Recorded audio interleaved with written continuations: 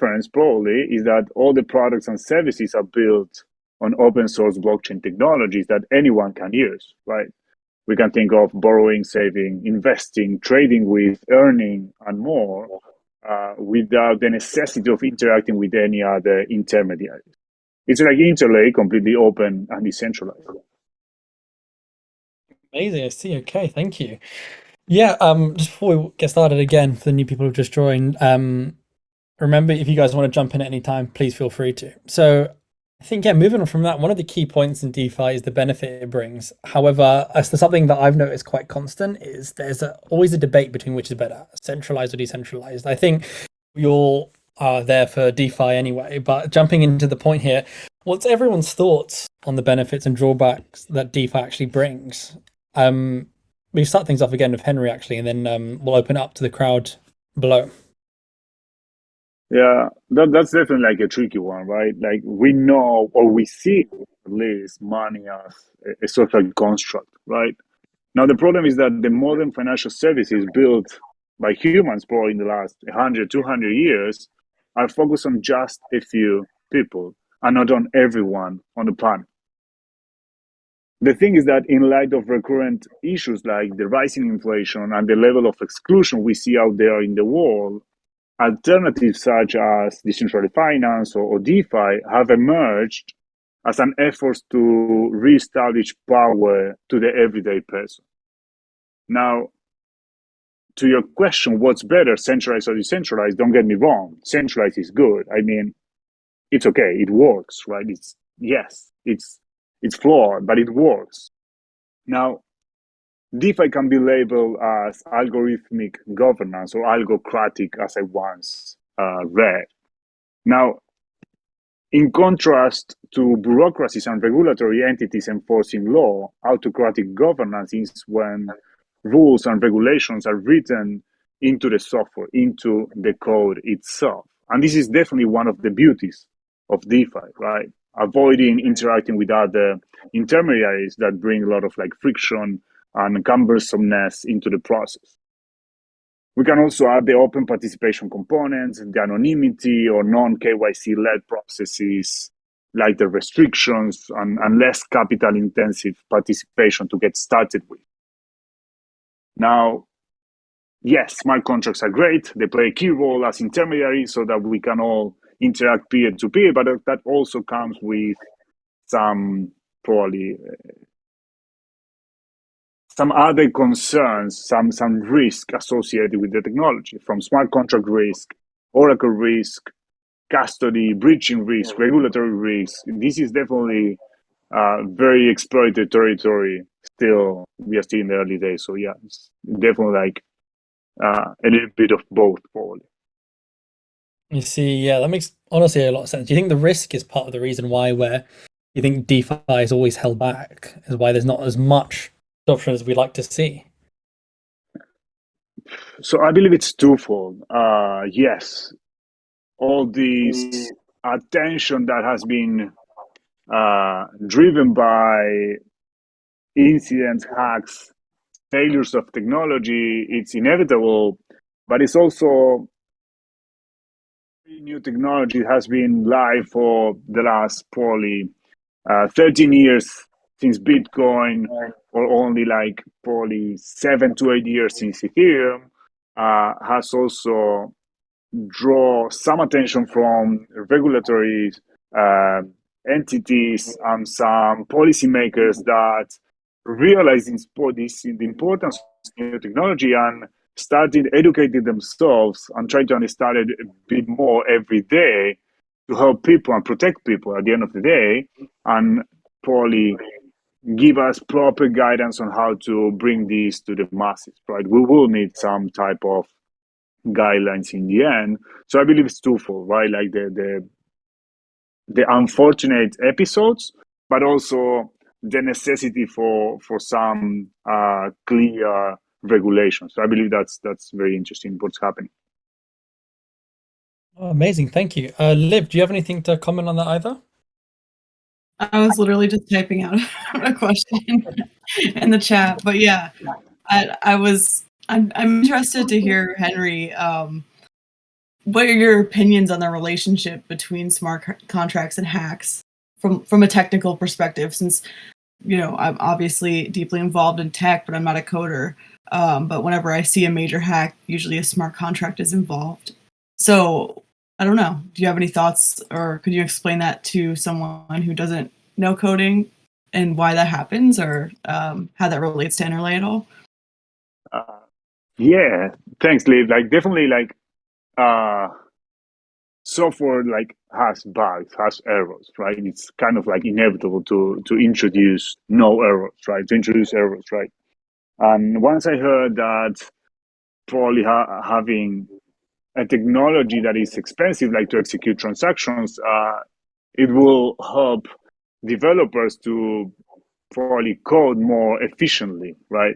And to be more conscious when they introduce new functionalities, because every single one of the probably most of the executions on the blockchain will carry some costs, right? Will incur in some costs. A lot of like peer-to-peer reviewing. Still, we are seeing like loads of hacks out there, right? I believe this will keep happening, crypto or not. We see a lot of like issues. In fact, like probably I believe it was last week only with Uber, an exploit on the technology that drained a lot of like sensitive data, personal data, like users data out there. So it's not only like smart contracts inherent. This is like something that will keep happening. All right, thank you. I think jumping into the next point here then. So we're looking at Intel's recent DeFi ventures. I think it's clear to see that collectively, like despite all, the hacks and everything, we're still a huge fan of decentralized finance. But how about we take a look back into what's recently been happening? So Henry, any chance you could give us a lowdown on Intel's most recent DeFi escapades? Basically, any recent integrations that we can discuss? Sure. So Intel and IBTC went live in early August this year with two major XCM integrations, one with the Moonbeam parachain and the other one with Akala. On the Moonbeam's side of things, Intel delivered an IBTC Glimmer pool on Stellar Swap DEX, and Intel also has just added an IBTC multi-USDC pool on the BeamSwap DEX after an off-chain voting with the community. Intel is definitely like super committed and will start addressing and involving the community on what's their appetite, what they're interested in seeing IBTC out there in the future. So definitely we are trying to follow a more governance-led process here. In the case of Akala, an IBTC AUSD pool was created in the DEX as well, but has been halted for the Akala incident that we all already know of. All right, thank you very much. Yeah, I think jumping into moving on then here. So it leads me on to my next question. What do you think the future holds then? So we've glanced at the past, especially looking into what we've recently gone into, but you're the designated DeFi expert here. So where do you think we should move to next? And once again, quick PSA, these questions are available for anyone if you want to jump in. So wherever you guys as the community as well think we should jump or move to next, please feel free to voice your opinion as well. But we'll start with Henry again, if you want to jump in. I believe the future ahead is brighter for Dot Summer, and I'm personally really excited. I believe we'll jump into that point later on. There is lots of happening here in this space. So Intel is aiming to integrate one of the top DeFi apps in the whole industry, like even outside of Sama, that is Curve, one of probably the top projects in the space with the highest TVL that is running on top of the Moonbeam parachain, and Intel is looking to create an IBTC stable pool on the Curvex, hopefully very, very, very soon. And this is probably kind of like a small alpha here sharing with the community.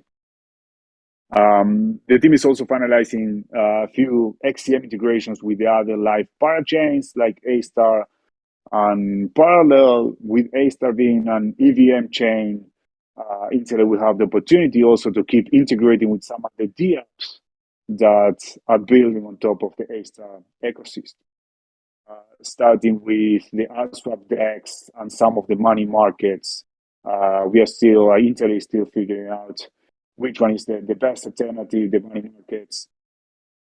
Currently exploring with SIO2, also Starlight Finance, again, A-Star.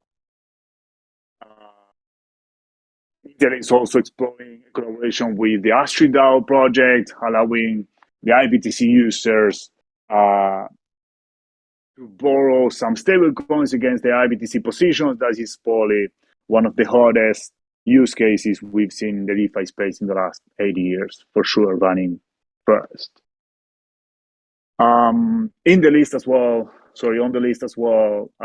exploring some of the new DApps that are coming to the Moomin ecosystem that probably will be live in the next 30 to 60 days.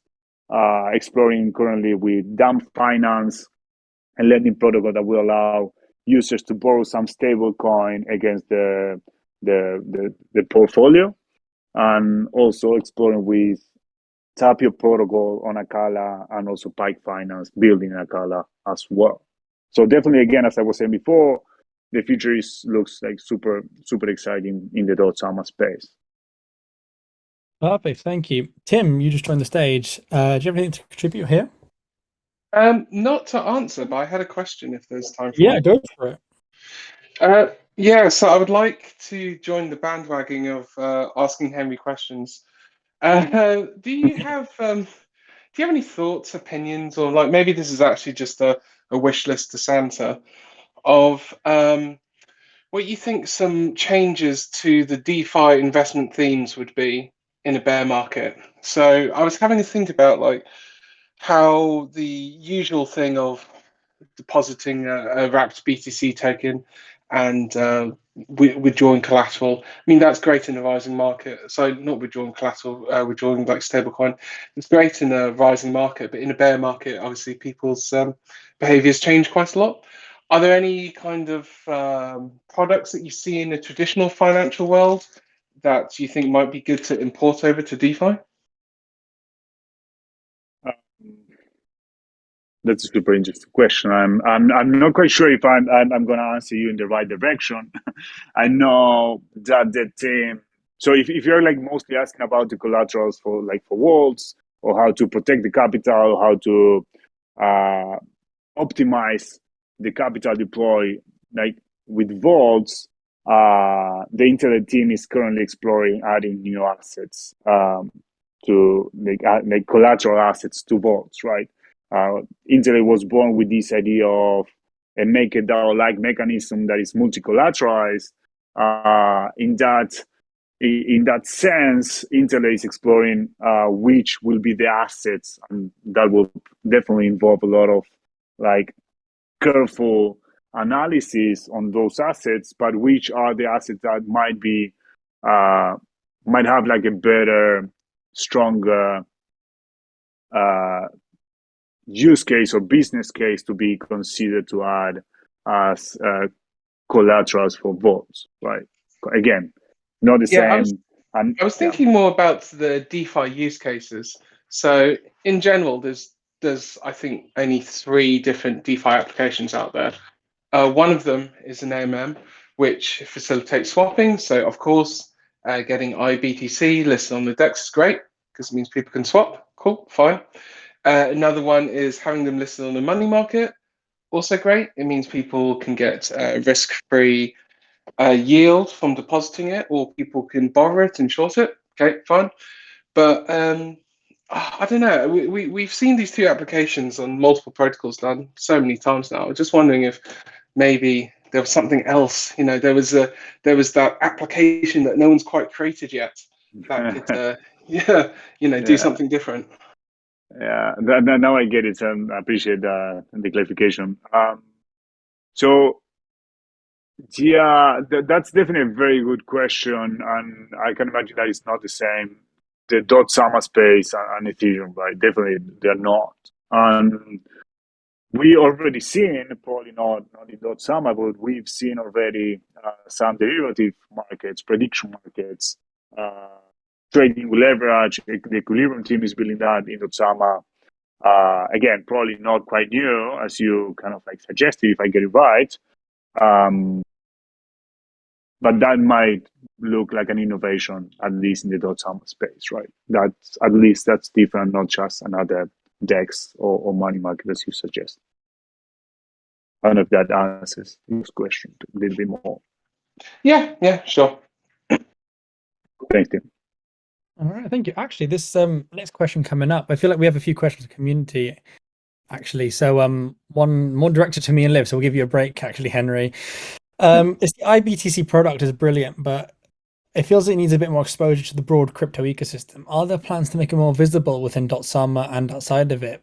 So me and Liv can probably jump in straight away there from a marketing perspective. So yeah, 100%. So it's something that we're constantly working on. And we have recently just hired our new head of growth, Danilo, who who joined us recently. So there should be some, hopefully quite interesting changes and interesting events, as well as, plans to hopefully boost IBTC's awareness. I think it's definitely something that, it's not as heard of, but we really want it to maybe the go-to Bitcoin asset as well. Liv, do you want to also jump in here on this as well? Yeah, so for the past few months, we've been working together to reach out to the Bitcoin community as well as the wider crypto ecosystem, because at times it can feel, because Polkadot is so technical and .sama, Kusama, Polkadot are so highly technical, a lot of the rest of the crypto community is sort of cut off from, sort of being a part of it. So a big part of that has been finding people in Bitcoin who are building really interesting things or have really interesting ideas. We did a series of Twitter spaces, and we have some other things in the works that I don't want to give too much away about, but a series of conversations with innovators within the Bitcoin community specifically. Sometimes the Bitcoin community can be a little bit, I think like misjudged would be the right word, because there's a few big, loud voices that are very intense, and then everybody else who's doing like really important work with Bitcoin are sort of lost because of those kind of extreme people. So trying to find these like really incredible, smart, innovative people who are using Bitcoin to change the world essentially is something that we want to tap into, as well as we continue to integrate with more blockchains and ecosystems, find communities and conversations that can help bring the entire crypto ecosystem together. It sounds like a big task, but it's kind of the answer to mainstream adoption, in my opinion. I don't see any value in separating people off as like, oh, I'm a this person maxi or that person maxi. In the end, this sounds very like sing in a circle, kumbaya, but like if we work together, we can do much more than if we're all separated off. So community spaces, Twitter spaces, we have something in the works, audio content wise, take that as you will, and other ideas. And Danilo joining as head of growth has been huge. He has a ton of incredible ideas, great experience. So there's definitely a lot in the future in terms of reaching out and pulling in the wider community, because I'm posting a lot of GIFs in the question chat, and I'm not getting a whole lot in response, and it feels like a lonely island, So like we definitely need some more like just like banter and fun, I think, also. Yeah, gonna jump back in here as well. I fully agree. I think it's definitely misjudged is the right word. I think maximalism generally, like maxism is dying out. Like you have to stick to one blockchain. I think when people say that, it's definitely an end of an era. But we have quite a few things in the work, as Liv said. So as we can't give like too much away, but what I can pretty much say is like when we first launched IBTC, the company was still basically at its grassroots level of development. It was quite a small team. When I first joined, there was about 12 of us. Now there's, a year later, there's about 28, 30 of us now. So, it's we're growing fast, and hopefully in that time as well, will the community and the marketing will grow as well. And I just saw another question that relates quite similar to this, from Design Panda. Will hosting meetups be a part of growth development? Of course, yeah. So we'll definitely be attending a few events. We've actually we were at Bitcoin Miami last year. Went to the event in Amsterdam recently, a few .sama events as well. And I think definitely event attendance is 100% needed and necessary. And I think meeting you guys in person is also great. I think it builds that community. I mean, just recently I met, Timbo, Karen, and Mafix, 3 of our vault runners. I think Timbo's here in the audience today, just recently in London. And I think it's good to build and see people behind the screen. So I think event attendance is 100% important. I think, Liv, do you want to jump in on anything regarding events? Yeah, so Alexi will be speaking at I think it's a crypto adoption conference in El Salvador in November. Yeah. So that's really awesome. I think the Spanish-speaking community and South America and their adoption of crypto is, in my opinion, the future. And I think it gets a lot of, again, bad press. I don't want to get into too many tinfoil hat theories about why that is, but I think their community is extremely powerful. And that's really exciting to me. So that's the next stop. In terms of upcoming events after that, we have a lot planned for 2023. It's kind of crazy that 2023 is not that far away. But, yeah, it feels like it's linked and it's now years gone by. Yeah. So I'll post in the question time chat. I'll post the link to the event in El Salvador. Perfect, thank you.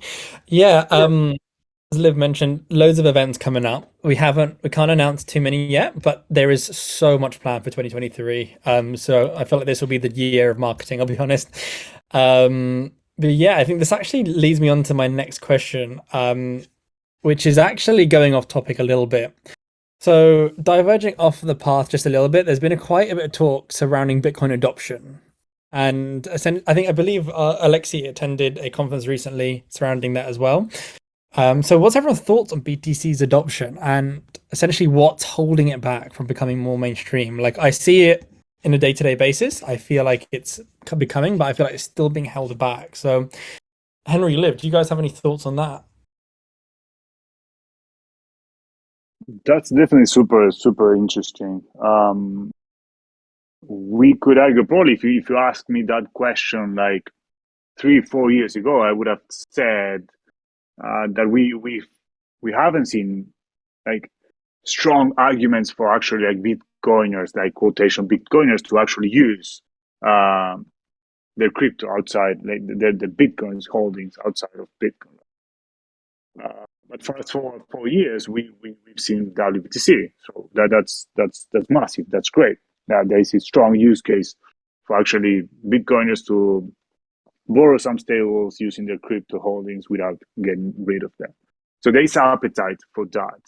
And fast forward today, we have products like IBTC on Interlake that is also bringing the major and most important asset, probably, or the strongest one, or the one with the highest market cap to the .sama ecosystem, right? So I believe more and more it's trying to, there's more initiatives out there trying to bring this holy grail of a cryptocurrency, of Bitcoin, into other ecosystems, right? So the future is definitely interoperable. And hopefully and ideally, we are on the right side of things. And it's also open and decentralized and trustless, right? And that's what Interlake is building here, right? Yeah, I can jump in on that. Sorry, I have too many tabs open. I just posted the Adopting Bitcoin Twitter post with Alexi's speaking announcement, as well as the dates and the information for that. So South American Bitcoiners, let's go. And I think in terms of Bitcoin adoption, obviously like the technical aspect of it, creating more secure and decentralized bridges or wrapping solutions, or just ways to integrate Bitcoin into the larger crypto community is one aspect of it. But I think a huge aspect of it is also the social and political. I don't want to get political like in this conversation, but in terms of like the extreme political views that a lot of Bitcoin maximalists have taken have pushed a lot of people away. Like a lot of the times people's first experience of cryptocurrency will be Bitcoin. Most people think cryptocurrency, they think Bitcoin automatically. It is the first cryptocurrency, obviously.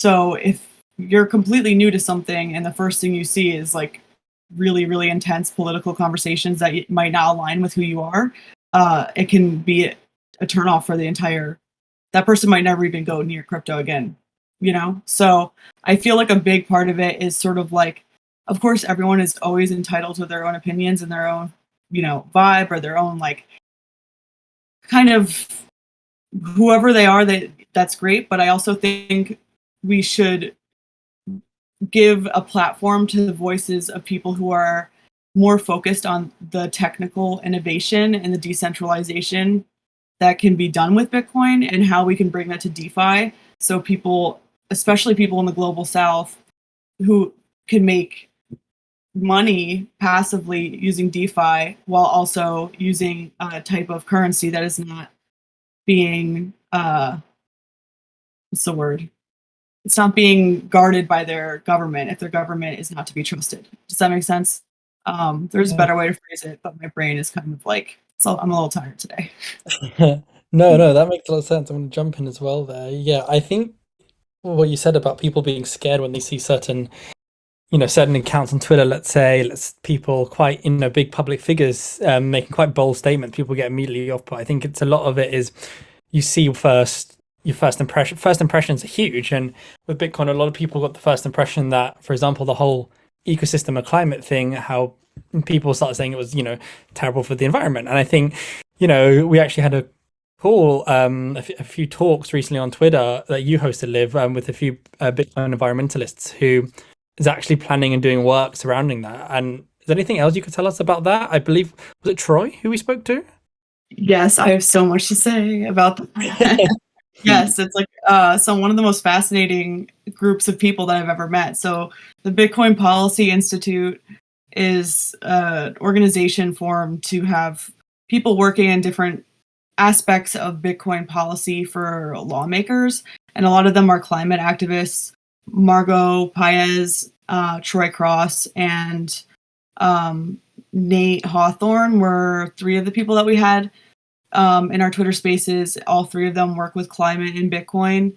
Margot Paez is like such a badass and just super cool person. She's currently speaking at a Bitcoin conference. Like, I just saw her tweet this morning and she was like, I'm so nervous. And I'm like, no, you should not be nervous, because everything she says is like pure gold. She's a physicist. She's getting her PhD in climate science and has spent many, many years studying climate change, and talks a lot about the perception of Bitcoin as being hugely impactful to the environment versus the reality, and how much big banks and institutions, financial institutions, contribute a lot more to that, and how that blame has sort of been shifted onto cryptocurrency and Bitcoin specifically.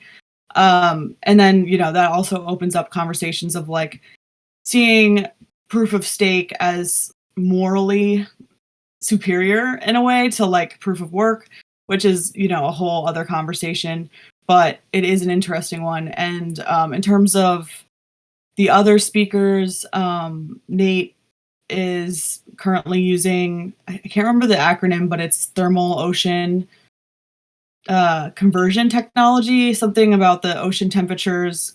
Innovative. Providing energy to power Bitcoin mining. Obviously, trapped methane gas is a huge thing. Basically what that is like the stinky gas that comes off of landfill trash. being able to be trapped and used to power Bitcoin mining, again, a huge unlock for a lot of parts of the world right now that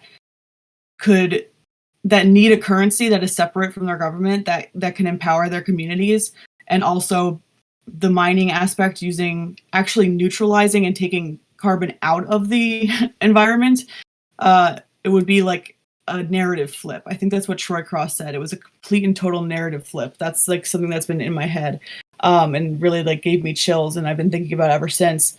That, you know, the capabilities of proof of work shouldn't be completely thrown away. I guess that's what I'm trying to say. But also at the same time, how can we integrate it with other ecosystems that are proof of stake? And why do those two things need to be separate? I don't think they need to be separate. And I think that's something that Interlay is working towards. Amazing thing. Yeah, that's really interesting to think. If you guys want to check out the podcast as well, they're definitely on our Twitter or on our YouTube as well. So feel free to check them out. It's quite an interesting talk. There's actually a question here from Timbo in the chat here. So will IBTC ever support Lightning? That's quite an interesting one. I personally can't answer that. I don't know if Henry, if you want to jump in on that, or perhaps I see Chris in the audience down there. I might pick you out here and bring you up to the stage if you want. Unless that is Henry, if you want to jump in first. Yeah, I believe I have to let that one slide. I don't have the answer to that one. I'm not quite sure if that's a pure Bitcoin scripting implementation that will require something we might or might not have. So I can't comment on that one. Sorry, guys. Definitely happy to take the point and ask the team and circle back on the chat, but can't do it now. Yeah, I feel like that might be one for Alexi, I think, or Dom. But yeah, really interesting question. I'll post a tweet that Alexi posted. So it's coming from the horse's mouth, and it has something to do with the Lightning Network. And yeah, I won't say too much, but I'll post a tweet and make of it what you will. Sounds good. Let's do that. But yeah, I think in terms of questions, I think we're coming towards sort of the end of the call here. I just saw someone asking about the Immunify bug bounty. So if you are interested in that, we do have a bug bounty on Immunify, and everything is dealt with through there. So please keep an eye out for that. But yeah, I think coming towards the end, I did see one more question regarding that Liv's actually addressing now from Design Panda about being based in Africa and hopefully reaching the Bitcoin community to Africa. That's something we definitely like to do. So if you're interested in actually expanding that community, then please get in touch and hopefully we can like collaborate and definitely do something, because I do understand how massive of a community it is there. So yeah, let us know. I think we're coming towards the end of the call there. It's been a pretty, short and sweet call, but very interesting. But yeah, once again, huge thanks to everyone for joining. Thank you, Henry, for joining, and thank you, Liv, as well. Been a pleasure hosting you two. And I think we can call it there. And I'll see you guys in about 2 weeks when we do the next one. Same time, same place. Yeah. Thanks you so much. Remy and Liv. Yeah, thanks, Remy and Liv, for hosting us and the invitation. Yeah, thanks everyone for coming in today. All right, take care, everyone. Bye. Cheers. Bye.